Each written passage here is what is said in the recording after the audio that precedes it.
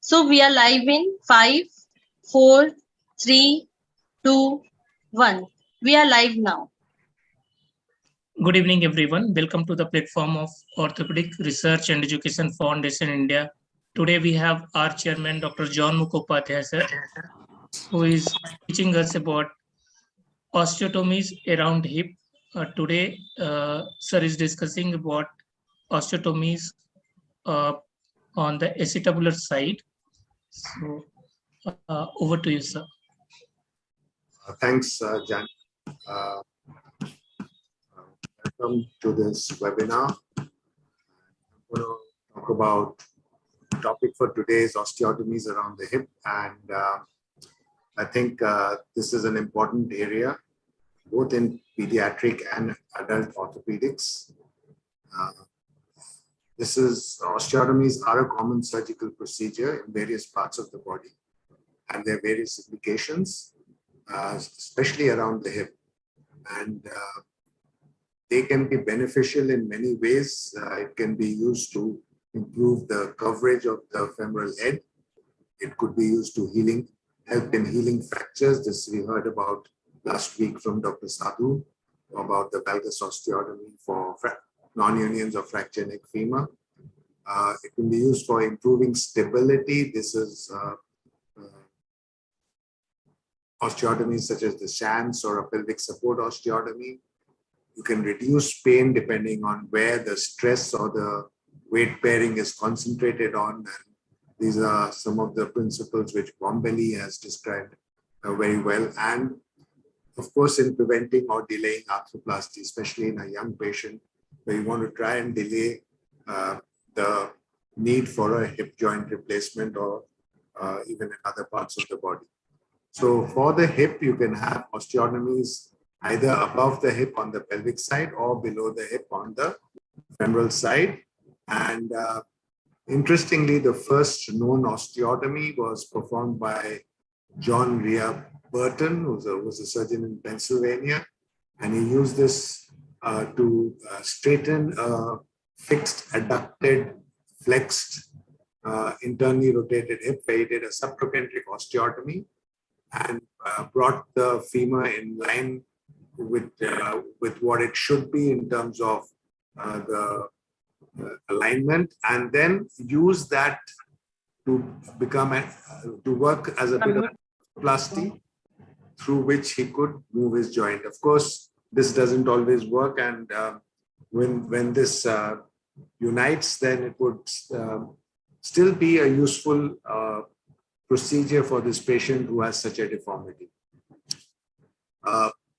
Although we are not going to cover femoral osteotomies today, I'll just go to a brief look at how we classify them, and that could be according to the level where the osteotomy is, starting from below, going more proximally. You have subtrochanteric osteotomies, you have intertrochanteric osteotomies, they could be at the basal neck or subcapital osteotomies, and today we even have femoral head osteotomies, such as the femoral head reduction osteotomy, depending on the need for the osteotomy in a particular pathology. The other way of classifying the proximal femoral osteotomies would be according to the function they serve. This could be for containment, like in a varus osteotomy, which you may do for a Perthes or a sort of CDH. We talked about fracture healing last week, reducing pain to correct deformity or to obtain stability. Coming to acetabular osteotomies, I think one must recognize they broadly fall into two groups. First is the redirectional osteotomy, and this could be the Salter's osteotomy, the triple osteotomy, Bytonis, etc., and the Gans osteotomy, which is a periacetabular osteotomy.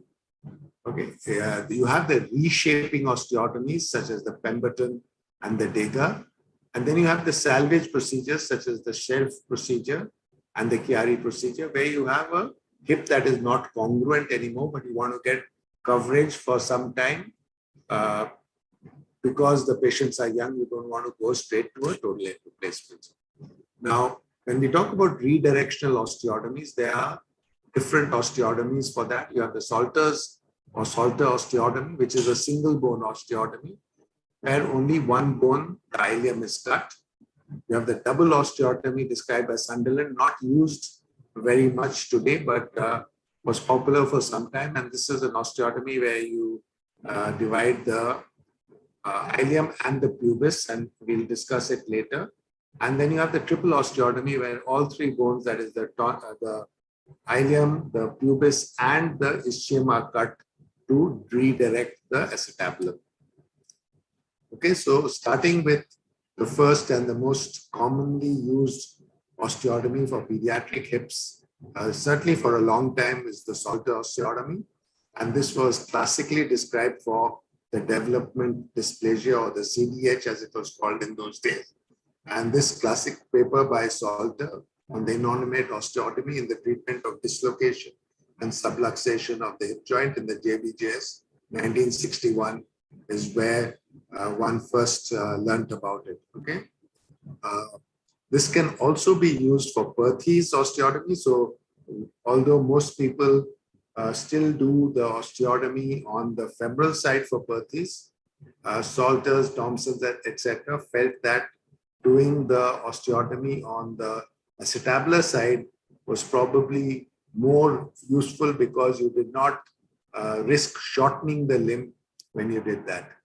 And there are also another, so basically the Salter osteotomy is a redirectional osteotomy. So you change the direction of the acetabulum to improve the coverage of the hip. Okay, so, and basically this covers the anterior and lateral coverage. It's ideally between the ages of 18 months to 7 years of age, because you have to hinge it on the pubic symphysis. Okay, so ideally the symphysis pubis and the triradiate cartilage should still be open. One of the prerequisites for the Salter osteotomy is that the hip should have congruent joint surfaces. So if you have a misshapen hip, then this is not ideal for the Salter osteotomy. There are other pathologies where you can use it for, such as paralytic hip dislocations. Again, in things like CP, where you reduce a hip, you may have to also improve the coverage, sequelae of septic arthritis, and in certain conditions where you end up with a fixed pelvic obliquity. Now, how does the Salter osteotomy work? I think it's by the osteotomy goes from the anterior inferior iliac spine to the sciatic notch. Okay, now it is used done through an iliofemoral approach. Today, mostly we use a transverse incision just below the iliac crest, and you need to strip the inner and outer table after dividing the cartilaginous part of the iliac apophysis. Okay, so once you've done that, you strip the inner muscles on the inner table as well as on the outer table down to the hip joint. Okay, and you have to go all the way from the anterior part of the ilium to the sciatic notch, because the osteotomy has to go right through. You first do your open reduction of the hip. That means you identify the reflected head of the rectus femoris, you divide that, then you go to the straight head at the anterior inferior spine, you tag that and divide it, and then you come on to the capsule of the hip joint, which you need to divide in a T shape along the margin of the acetabulum and then along the neck, which is used to then reef the capsule once you've done your reduction. And you need to release the psoas tendon at the brim or just outside the brim, so that all the tight fibers in that area are sort of released. And then you need to come down to the acetabulum. At one time, people would excise the labrum, but today we tend to release the labrum and evert it because it's an inverted labrum. And if you evert it, it gives you a better coverage of the head. You need to get down to the acetabulum, clean it up of any tissue that may be there. The transverse acetabular ligament may be a sort of obstruction to your reduction. So you need to get a good concentric reduction of the hip, then reef the capsule over it. And then if you need coverage, you do the Salter osteotomy. So the cut is from the anterior inferior iliac spine to the sciatic notch. And once you've completed the cut, and classically we do that with a gilly saw, or you can use a combination of a saw and an osteotome. But the gilly saw is the safest one, which you pass through the sciatic notch and come towards the anterior inferior iliac spine. And then once you cut it, as you rotate the limb into a figure of 4 position, the acetabulum hinges on the symphysis pubis and rotates to give you better anterior and inferior coverage. You end up having a gap on the anterior part, which you take a bone graft from the iliac crest and put it into that, and then fix it with K-wires going across from the ilium through the graft onto the posterior part behind the acetabulum. So in the model, this is courtesy Dr. James Rui, where you can see the 3D reconstructed model. This is where your osteotomy would be from the sciatic notch to the anterior inferior spine. And then you would take a graft. Once you've done your correction, you take the graft from here. You impact the graft here, and then you put this K-wire through this part of the ilium into the graft, into this part of the bone, towards the posterior part of the acetabulum. You have to be careful not to penetrate the acetabulum. Okay, so once you've done this, then you cut these wires just under the skin, and you have to put the patient in a spica, and the wires are removed at a later date when you're removing the hip spica for the child. Okay, so that is the basic steps of the Salter osteotomy. Here's a classical example. This is a 3-year, 6-month-old girl with an untreated development dislocation, dysplasia of the hip with dislocation. And you can see the very vertical line of the acetabular roof. Okay, so what you would need to do is do an open reduction, and then you need to do an osteotomy to get this down to give you a good coverage. So that's what we have done. Now you can see how nicely the acetabulum is covered. These are the 2 K-wires which are bent just under the skin so that they can be removed easily later. And this is a follow-up at 10 months, and then again at 18 months, and this is at 4 years post-operatively. And again, you can see even at 18 months how nicely the hip is covered. Okay, now the advantages of the Salter osteotomy is that it corrects any abnormal direction of the acetabulum. It provides immediate stability of the reduction because of the graft, although you have to put in K-wires here just to be sure that nothing slips. It does not alter the congruity of the acetabulum. So the shape of the acetabulum remains the same. It's just redirected. And the articular cartilage of the femoral head and acetabulum is in contact in the functional position of weight bearing. Okay, so that is what the advantages of the Salter osteotomy are. Okay, also the femoral head is better covered by the acetabulum, preventing degenerative changes, and stability permits early resumption of function. You also gain some limb length because a lot of these patients have some shortening. Secondly, if you have to do a femoral varus derotation osteotomy, which in the older child, you often have to combine it with the osteotomy on the pelvic side, gives you some gain in the limb length, which you're losing on the femoral side. Okay. Now, of course, there are complications. You can get redislocation. Remember, it doesn't give you such a good posterior coverage, and some pathologies is the posterior coverage that is more deficient, and there this will not be as useful. And of course, you can get avascular necrosis as in almost any operation around the hip. So in, I think 1977, this paper came out from Sunderland, from San Diego, which is where they felt that by doing an osteotomy of the pubis as well, you got a much better rotation of the fragment. Okay, so what they did was the initial part was just like the Salter's osteotomy. So you cut through there, and then you made a osteotomy of the pubis just medial to the obturator foramen. So the advantage was that you did not enter the obturator foramen, yet you were lateral to the midline structures which are important. So you did not risk damaging the vessels and nerve which go more laterally, and you were able to rotate this fragment much better. You had to put in grafts here as in the Salter osteotomy, while you fix this in the position with KYS again, which had to be removed later. Okay, so this gives you a better coverage and a better rotation than would be a simple Salter's osteotomy, but it's somehow not been so popular because it's technically a little more difficult than the Salter's osteotomy. And today you have other osteotomies such as the acetabular reshaping osteotomies, which allow you to do most of the functions that a Sunderland, which give you an advantage to a Salter's.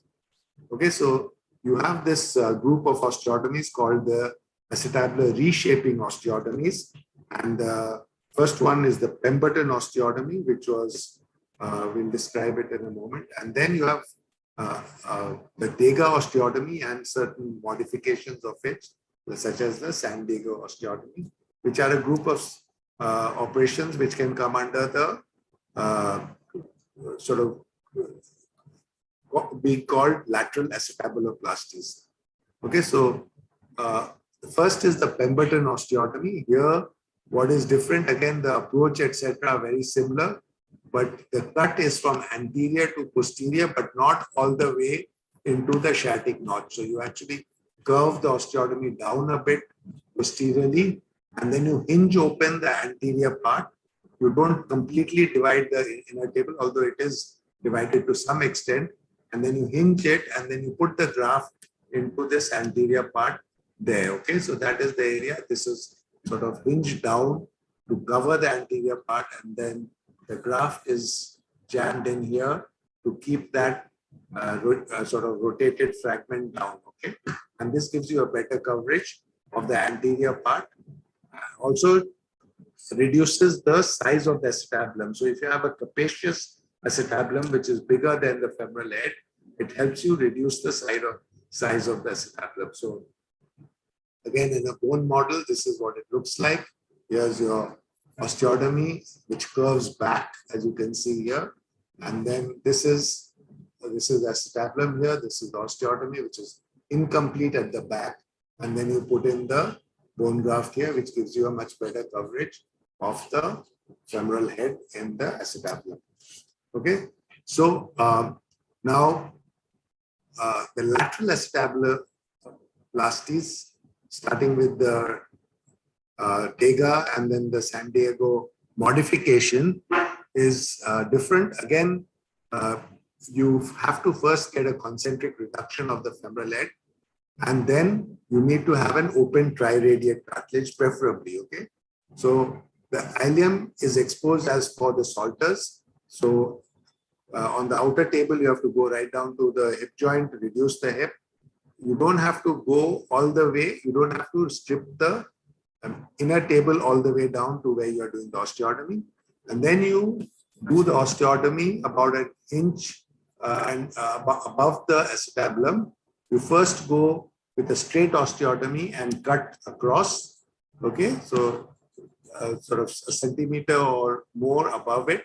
We tend to go a little higher so that we get better bone, because otherwise this bone is not very, sometimes collapses on you. You go first with a straight osteotome, and then you curve your osteotomy down and then hinge it open.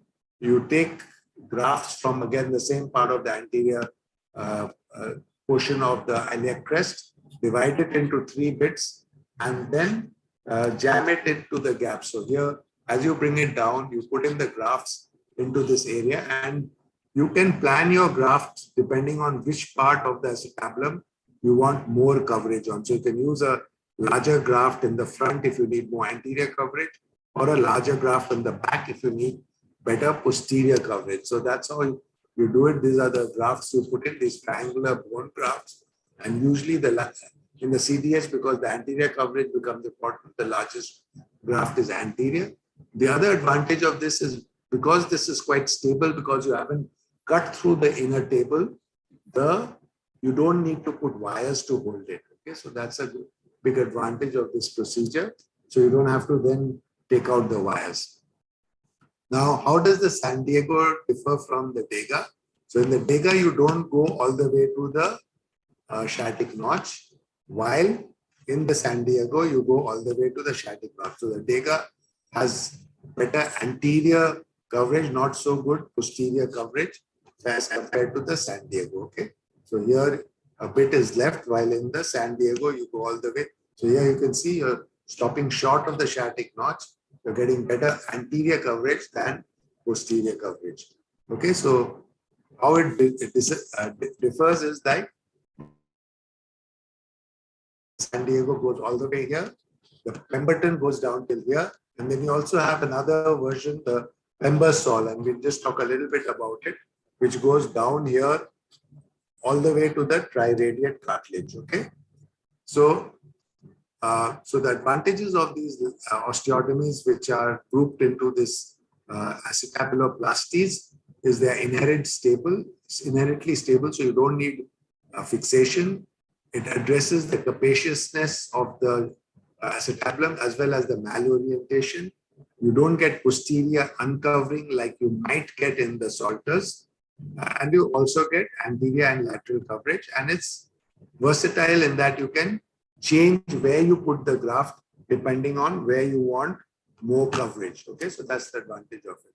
So this is a patient we did recently with the arthrogrypotic and multiple problems. We had to operate on his knees, which were dislocated.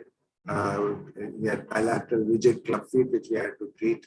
And then now he's about almost 3 years old, and the hips are 2.5 years old, and the hips are way up. And we decided to now do the correction here. So we had to do an open reduction. We had to do a shortening varus osteotomy of the proximal femur, and we did an open reduction. You can see now the head is nicely concentric, and we've done a sort of San Diego or Dega type of osteotomy to pull down this graft over this area and then fill this with bone graft. Okay, so you can see how nicely the head is covered all the way till here. This is the immediate post-op X-ray. Unfortunately, with the spica, it doesn't show so well, but you've got head coverage all the way to here. You can see the triradiate cartilage, and the head is nicely concentrically reduced into the acetabulum.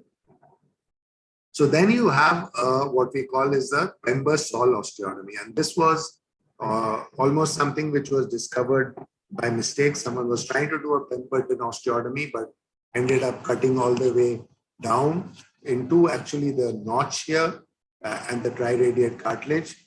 And just once it happened, they continued with the procedure and found that it was much easier to get a good coverage in this than with a simple Pemberton osteotomy.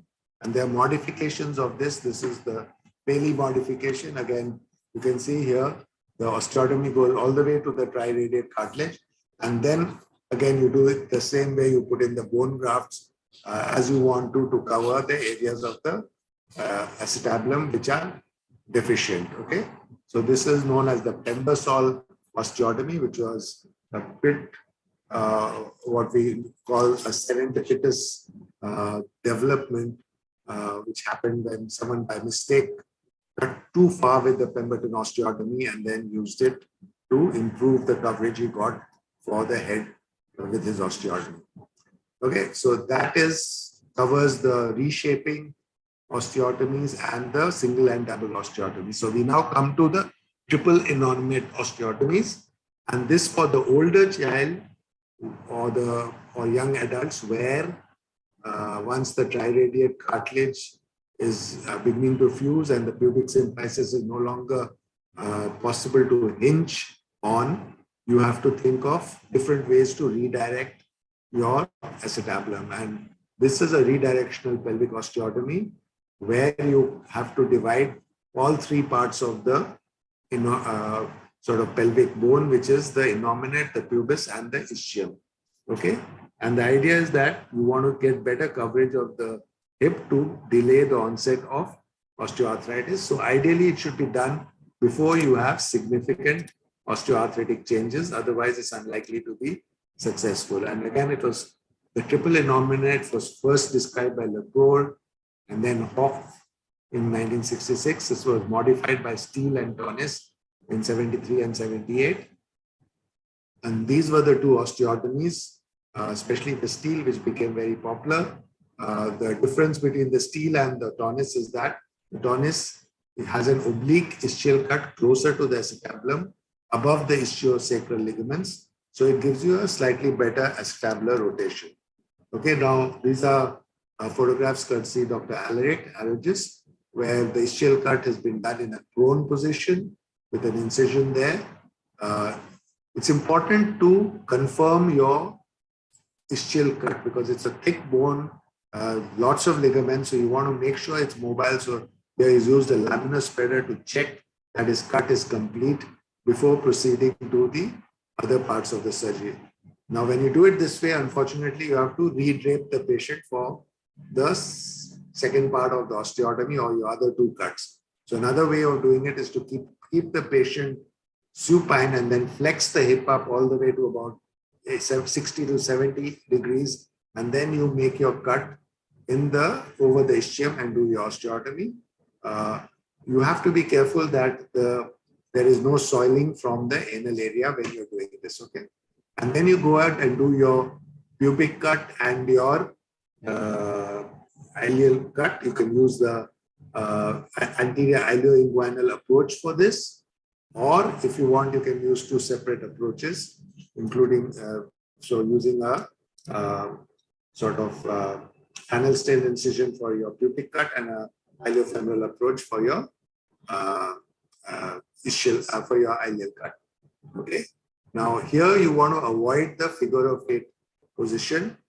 You need to pay attention to the transverse place rotation and avoid too much anterior rotation, because here you have that, and usually use a shank screw to try and get the head rotated into a correct position. Try to avoid over or under correction. So aim for a center edge angle of about 30 to 35 degrees. Okay, and then you have to fix it with wires or screws now. This is a child again, which we operated on recently. We did an open reduction for a CDH many years ago. He was okay till about a year and a half after surgery. This was X-ray at that time. Then by another 3 years, you can see the head is drifting. And it was a time we suggested, he was about 5.5 or 6 then, we suggested that he should have a Salter osteotomy, but that time he was asymptomatic, so they delayed, and then you had the COVID sort of pandemic, so that's delayed another 2 or 3 years, and he came to us recently at the age of almost 11 with this position. So we debated whether we would be better off doing a Chiari or we did a triple osteotomy, something like a triple or a Gans, whatever. So we decided on a triple osteotomy, and this is what we achieved. So you were able to get the hip into the acetabulum and get a reasonably good acetabular coverage. And the osteotomies that was where we did the pubic osteotomy, and that's where we did the ischial osteotomy. Okay, so eventually, again, this is early days, so we don't know how he does it follow up. Last, we come to the periacetabular osteotomies, which was described by Gans in Bern, also known as the Bernese osteotomy. And the main idea of this is to bring these osteotomies closer to the acetabulum. Okay, so the advantage of this is you reduce any secondary deformities, you reduce problems with soft tissues, and improve the ability to correct. Okay, so the periacetabular osteotomy goes very close to the acetabulum on all the sides, and then you correct it and you fix it with these screws, which gives you a very stable fixation.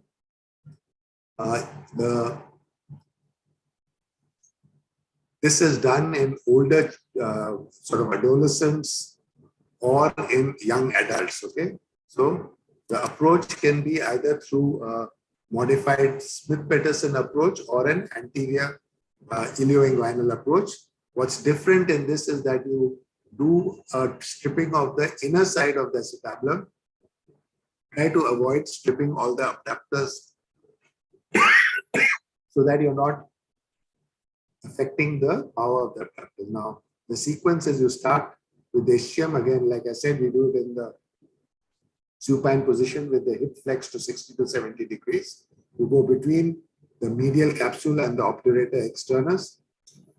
You need to have these special osteotomes notched, which you can cut just below the acetabulum here. So you put quite high, just below the acetabulum, and you cut through the ischium, and you don't go all the way. You just leave a little bit of the bone there, okay? Then you do the pubis. Again, pubis is done close to the acetabulum. So you have to really be careful of the femoral nerve and vessels, and also the obturator nerve when you do this. Okay, so be careful about that. And this is just medial to the acetabulum. And then you do your first part of your ileal cut, which is again just above the acetabulum. You go down and then go back and then start going down towards your ischial cut. Okay, so as you go down towards your ischial cut, you do the last bit of your osteotomy, which is the final ileum ischial cut, which by that time you put in a shank screw, you gradually cut. As you get close to your ischial cut, you use the shank screw to gently lever out this acetabulum and get it into position. So the last bit is more or less broken with the shank screw in place, and then you get the correction, get 20 degrees anterior and lateral correction, avoid external rotation. If you do under correction, obviously there will be progression of the osteoarthritis. If you do too much correction, then you are going to get impingement. So these are the things to watch out for. The complications are there which you need to watch out for, things like nerve injury, joint penetration, avascular necrosis of the acetabulum. You can get non-union of your osteotomy because you're cutting all the way around. You can get stress fractures and abductor weakness, although you're trying to your best to avoid that. Because of all the dissection, you might get abductor weakness. So these are the things you need to watch out. There are ways of today some modifications like minimally invasive techniques for this and neural monitoring, so to prevent neurological injury during surgery. Lastly, we come to the salvage procedures, and this is includes the shelf procedure and the Chiari osteotomy, and this is for coverage of incongruous joints. So what you do in the shelf is you leave so the hip is in joint but is incongruent, and is uncovered. You leave the hip where it is, leave the capsule intact, and then you cut off the outer table of the ileum, fold it down over this area, and then fill in bone grafts into this area. Okay, pack it with bone grafts. You can use a KY or something or screw to kind of keep the position of the grafts, or you can just rely on on sutures, etc., to keep it there. And this gives you better coverage, but your joint is already a little arthritic, and but it will help you prolong the natural life of the hip joint. And the last is the Chiari osteotomy, where you cut just above the acetabulum and actually medialize this is just outside the capsule, medialize the inner part, the lower part, or lateralize this part so that this gives you coverage over the head, and then you put in wires or screws to fix this. Again, as you can see, this is not really articular cartilage, but over the capsule, it forms some kind of coverage for the joint to allow it to last a longer time. Okay, so these are the salvage procedures where the hip has already become incongruent or the congruency is lost, and you are trying to salvage the joint for some more time. So I think, remember that osteotomies are among the earliest orthopedic procedures, okay, but are still very relevant today. You need to usually plan for them very carefully.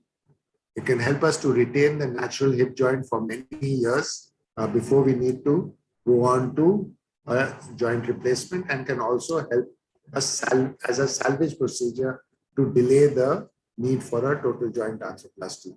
So thank you very much. I'll take questions now.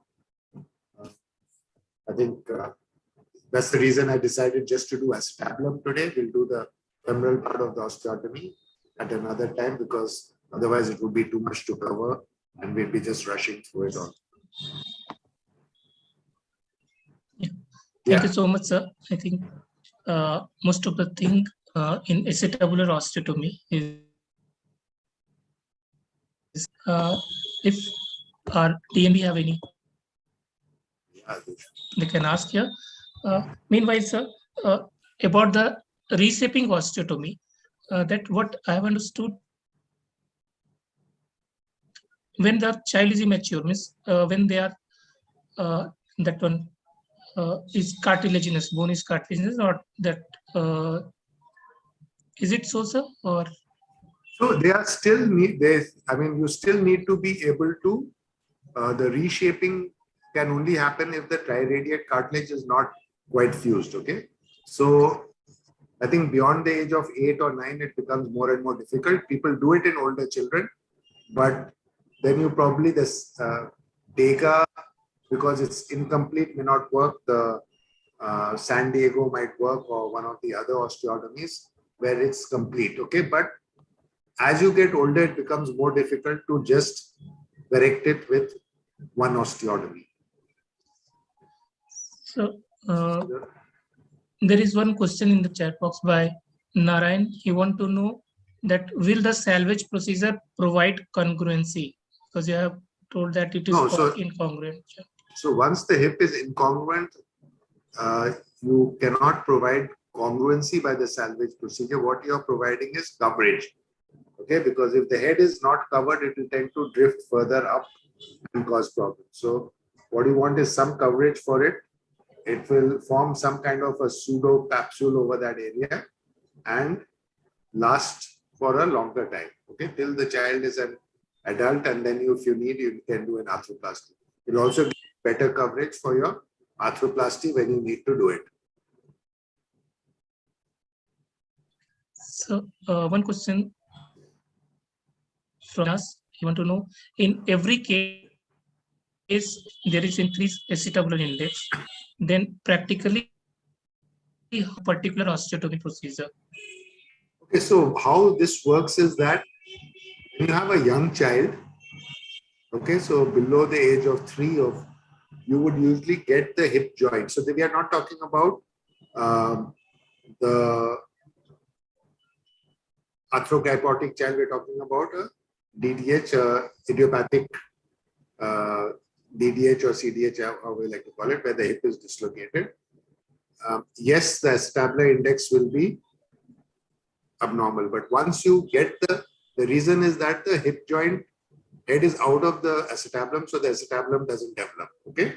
Now, once you get the head congruently reduced, many of them over a period of time will gradually reduce. Now, the older you get, the less the chances of it reducing.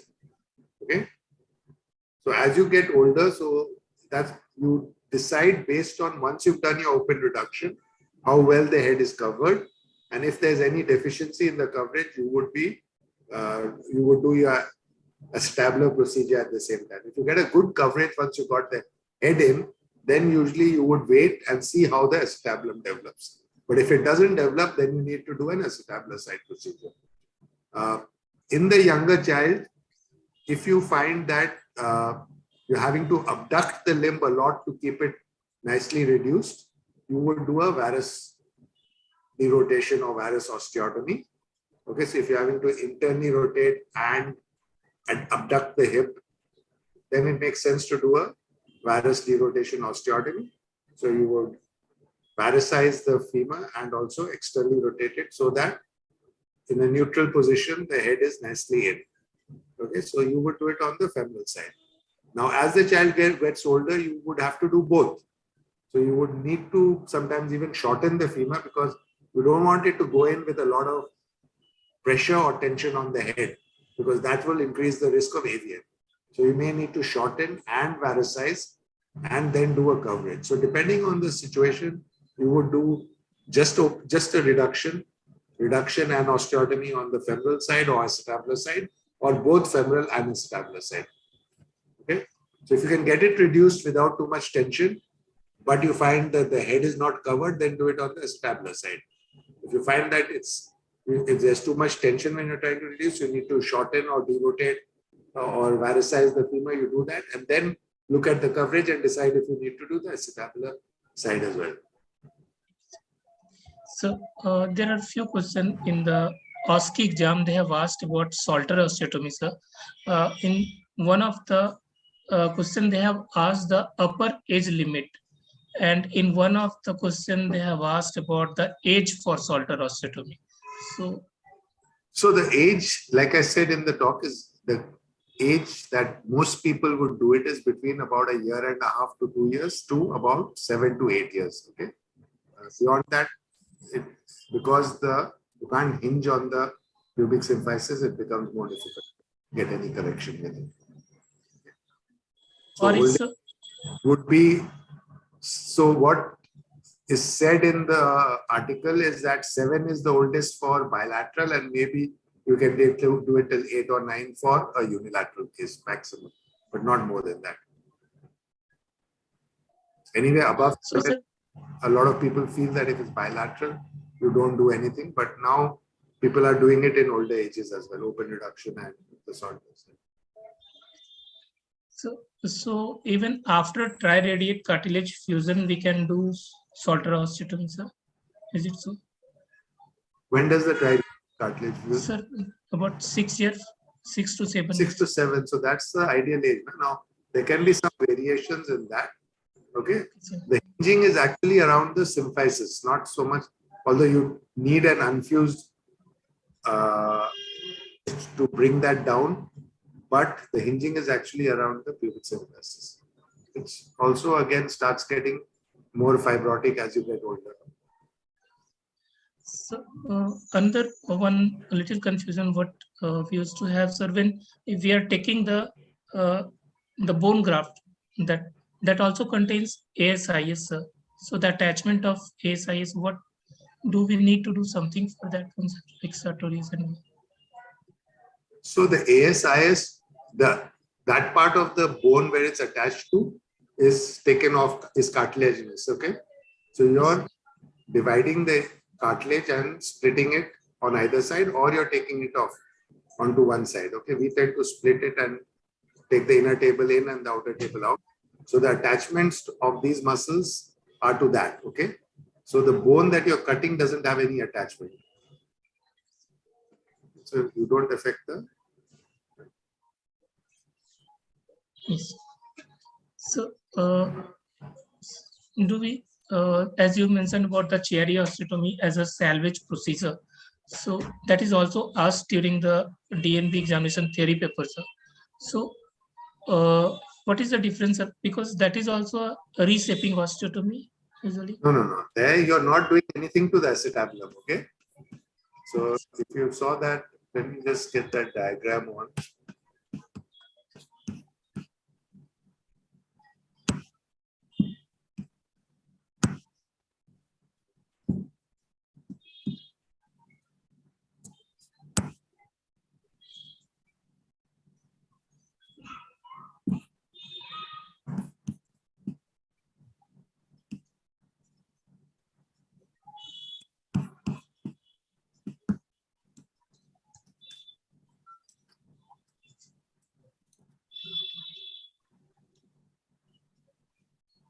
Can you see that?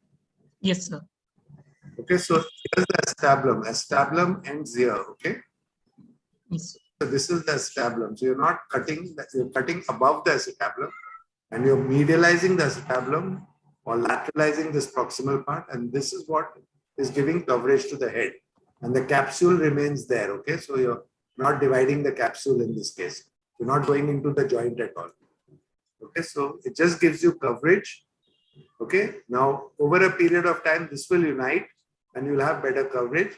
So later on, when you want to do a hip joint, you will have a better coverage for the hip joint. Okay, but you're not actually doing anything to the, you're not reshaping the acetabulum per se. Okay, So we can consider it as a salvage procedure. So this Yeah. one, displacement So osteotomy. there's actually a Japanese procedure called the tectoplasty, which is like a extended shelf. They take almost a huge part of the outer table of the iliac crest and bring it over the head for neglected cases which are left out, okay, or partly out. So it's like an extended shelf where you take a much bigger part of the ilium and bring it over and then pack it with bone grafts. So they call it the tectoplasty, okay? But it's not something that is used very much in the West. So you have mentioned in your talk, sir, about the usually the deficiency of the acetabulum is posterior. Why it's so? No, I didn't say that. I said that this deficiency may be posterior depending on the pathology, okay? Now, Salter gives you good anterior and lateral coverage, which in the CDH is usually the problem. But there are other pathologies where the posterior coverage, like some of the CPs, etc., where you need posterior coverage as well, okay? So this is not going to work for that, okay, as well for that. Most CDH, etc., the anterior coverage is what you need. Okay? So for those cases, Degas osteotomy is okay, sir. For yeah, so Dega or a San Diego modification, where you can go further back, and then you can get, depending on the size of the bone graft, you can get more coverage posterior or anterior, depending on the pathology. So in the initial slide, sir, you have mentioned a few slides like fish osteotomy and a done osteotomy. So what are those? Those come into the femur part of it. Okay, that's the next slide. Okay. So, mostly for slipped upper capital epiphysis. So there are questions from Dr. Subhansu. We want to know that C angle, please elaborate. And I think you have to read that, okay? Yes. These are things which are there in the books and everywhere. I think you can't be lazy, you need to read that, okay? Yes. Okay. And sir, like what are the, although you have explained about the approaches, the common one, like Salter osteotomy, so we can do by this anterior approach, Smith-Peterson.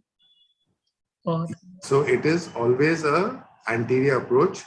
It's a modified Smith-Peterson approach. Is the in the incision is what was described by Somerville, which is a transverse incision. So Smith-Peterson has two limbs, okay, a transverse limb and a vertical limb, which goes down. Here you just go transverse slightly below the iliac crest, okay, a centimeter below, and so it's a transverse incision, so you don't have a scar extending down, okay? So this will be covered by the bikini for girls and things like that. They're swimming trunks. So the scar is not visible and prominent. And because that is along the Langer's line, it tends to heal better as well. So when we're doing the combined procedure with the femoral osteotomy and acetabular side, can we combine both approaches into one, sir, or we have to take separate? Yeah, so you can use the full iliofemoral approach as described by Smith-Peterson, take it vertically down onto the femur, or we prefer to use two separate incisions because that way you have a gap in between. This is right on top, this is at the bottom. But you can use the full iliofemoral approach, which will lead you down to the femur. So you have mentioned about the shortening in TDH cases, sir, in the femur part. If we are not able to, if we are not doing the shortening, sir, is it increases the chance of AVN? Is it so, sir?